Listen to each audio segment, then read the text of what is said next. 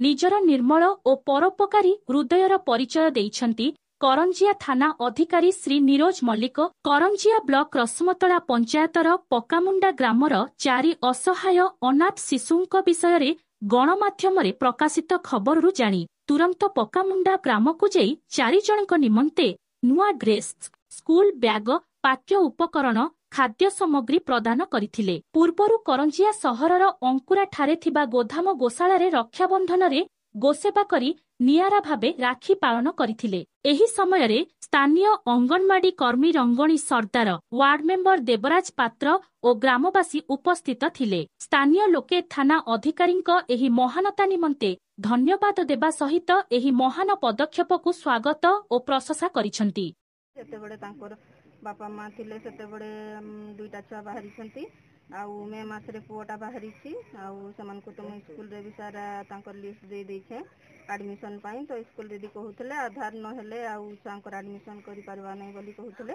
ଆଉ ମୁଁ କିନ୍ତୁ ଦେଇଛେ ମୋର ଲିଷ୍ଟ। ଆମର ତ ସାର୍ ହେଇଗଲେ 6 ବର୍ଷ ଯେତେବେଳେ ହେଇଯାଏ ସେତେବେଳେ ଆମେ ଅଙ୍ଗନବାଡ଼ିରୁ ପିଲାଙ୍କୁ ଦେଇଦେଉ ତାଙ୍କର ଲିଷ୍ଟ ଅନୁସାରେ। ତାଙ୍କର ବାପା ମାଆଙ୍କୁ ବି ଆମେ ଜଣେଇ ଦେଉ ଆଉ ସ୍କୁଲରେ ଆଡମିସନ୍ କରିବା ପାଇଁ। ଯେହେତୁ ତାଙ୍କର ସେତେବେଳେ ବାପା ମା ଥିଲେ, ତାଙ୍କର ବାପା ମାଆଙ୍କୁ ମୁଁ କହିଥିଲି।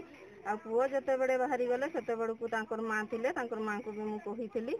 ଆଉ ସ୍କୁଲରେ ମୋର ଲିଷ୍ଟ ମଧ୍ୟ ମୁଁ ସେ ଛୁଆର ଦେଇଥିଲି, ଯେଉଁଟାକି ପୁଅ ସୱାନ ହୋ, ତାକୁ 6 ବର୍ଷ ଏବେ, ତାର ଲିଷ୍ଟ ମୁଁ ସ୍କୁଲରେ ଦେଇଥିଲି।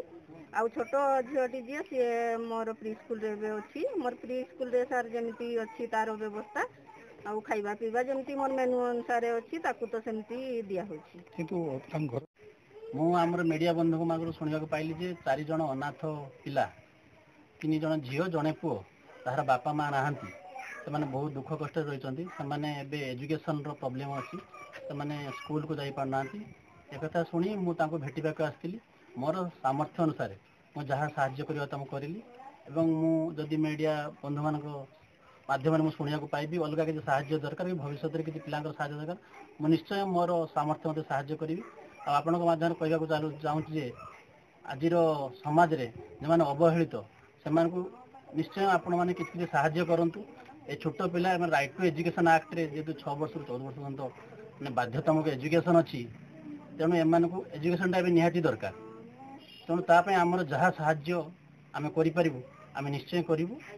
ଆଶା କରୁଛି ଆପଣଙ୍କ ମାଧ୍ୟମରେ ଯେ ଶିକ୍ଷାନୁଷ୍ଠାନ ବା ଅଲଗା NGO ଅଛନ୍ତି ସେମାନେ ମଧ୍ୟ ତାଙ୍କର ସାହାଯ୍ୟର ହାତ ବଢ଼ାଇବେ।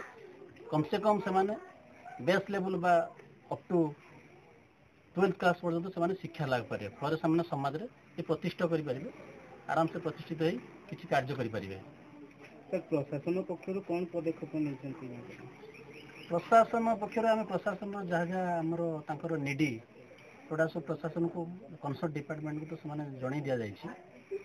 କନସର୍ଟ ଡିପାର୍ଟମେଣ୍ଟ ତାର ଆକ୍ସନ୍ ନେଇଛନ୍ତି। ସେମାନେ ଖୁବ୍ ଶୀଘ୍ର ଏମାନଙ୍କୁ ଥଇଥାନ କରିବେ। ସ୍କୁଲରେ ଆଡ଼ମିସନ୍ ଏମାନଙ୍କର ହେଇଯିବ।